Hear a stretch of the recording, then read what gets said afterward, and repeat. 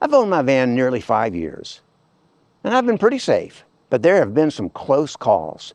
And I hope you'll see in this video some things I did that could have been disasters, and maybe it'll help you. It was only 2 months after bringing my van home, I decided I wanted a 30 amp plug on the side of my barn. I called an electrician. He came out, checked the job, said, "Yep, I do these all the time. Got you covered. I'll be back in the morning with my assistant." He comes back, hooks it up, and he says, "Well, you want to bring your van over and plug it in?" I'm thinking, well, I'm sure he's good, but I said, yeah. Bring it over here, get ready to plug it in, and I think, okay, do I need my surge protector or not? I mean, he just did it. He's certified, and I know there's no electrical storm, and my power is good here. But at the very last second, I said, you know what? I hate to embarrass him, but I'm going to plug in my surge protector, and I did. Instantly, the thing turned red, and it does not allow power through, and a code pops up. He says, "What's that mean?" I said, "Well, you tell me, you're the certified electrician." He reads the code, and he said, "How many volts did you say this was?" I said, 30 amp, 110, 120 volts. He said, "Oh, not 240? I says, "No. If I had not used this, my van would have been dead, fried, every single circuit, every single electronic in there. It would have been total." Lesson learned, always use your surge protector. So I was at a campground, and my site wasn't level. And so the first time I was going to use one of these handy dandy leveling blocks. I got out, I put it in front of my tire, the driver's side, up front, and I decided I would start driving over it like you're supposed to, but there's nobody there to help me. So I'm thinking, will I know when I'm on top of it or too far? So you know what I'll do to be safe? I'm going to open my door and look. But the problem is, I couldn't really see. So then I take the seatbelt off, and I put it in gear, and I lean out, and the steering wheel turns this way with my weight, and I start to fall out of the van. Was I ever crazy? Yes. Somehow or another, and I'm not athletic, I was able to grab this bar and save myself and save my van. It would have been a disaster. It would have gone without me. Lesson learned. First of all, don't open the door with your seatbelt off. Don't open the door with the thing in gear.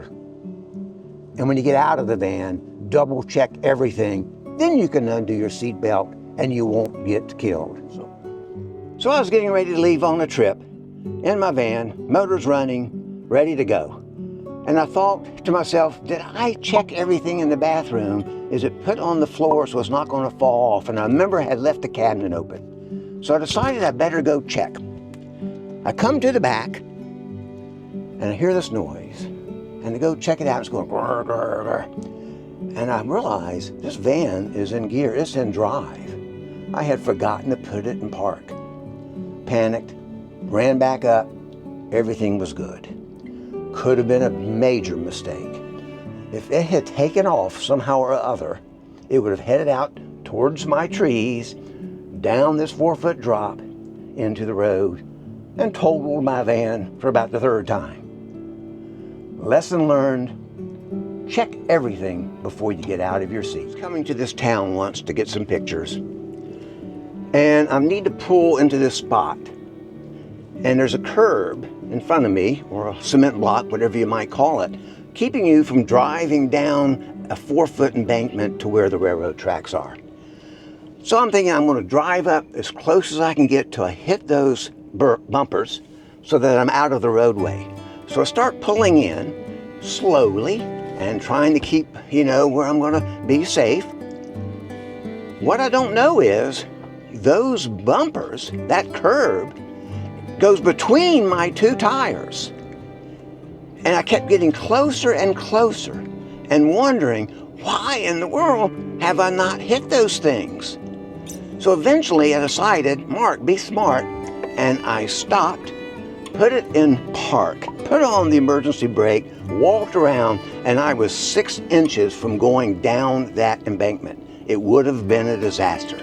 Lesson learned, before you do something stupid like back, like pull into a tight spot, like go through a tight squeeze, stop, get out, look around, be aware. Not too long ago, I was going to a restaurant for the first time in my van. Pull into the driveway, down to the restaurant, and out of the corner of this eye, I see a sign that says something like, no RVs, no large trucks, no deliveries. But I'm thinking, okay, I'm not an RV, I'm a van. So I start to head on down the road, and then ahead of me, maybe 75 feet, is a covered bridge, kind of like this one. I started to panic. It's a one-way road. There's no way to get off the side. There's cars lining up behind me, and I have to stop. A guy comes up and says, what's wrong? I said, well, I don't know if I can fit through that bridge. He says, well, come on, I'll help you out. And he did. And we're getting closer to it, and he's looking at the height. He says, you've got it. Width, you've got it. However, then I start to think, how much weight will this bridge hold? I knew I was 10,000 pounds with water and all that good stuff in the van. My two thoughts were, do I go fast and have the bridge collapse after I get over the other side of it? Or do I go slow and just fall into the creek? Well, I went kind of fast.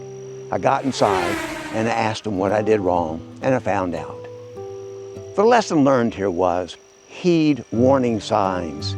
Make sure you know where you're headed. There you go, 5 near disasters. Luckily, I made it through all of them. Not even a mishap. Let's be careful out there. I hope to see you down the road.